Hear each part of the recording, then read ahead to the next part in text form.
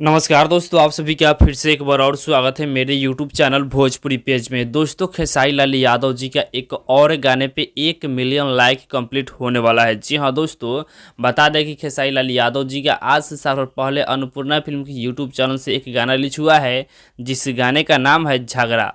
और इसी गाने पे 1 मिलियन लाइक कंप्लीट होने वाला है। आप लोग हमारे वीडियो में देख सकते हैं स्क्रीनशॉट कि इस गाने पे अभी लाइक 9,90,000 मिल चुका है, बाकी है 10,000।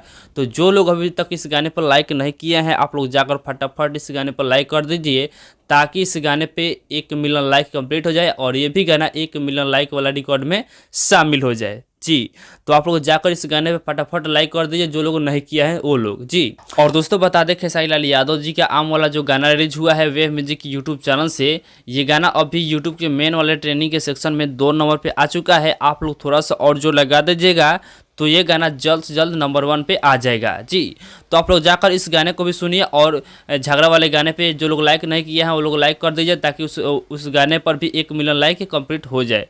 तो फिलहाल का यही अपडेट है। आप लोग इसके बारे में क्या कहना चाहते हैं कमेंट में बताइएगा। और इसी के साथ हम इस वीडियो को समाप्त करते हैं, फिर मिलते हैं किसी नए अपडेट के साथ। तब तक जय हिंद, जय भोजपुरी।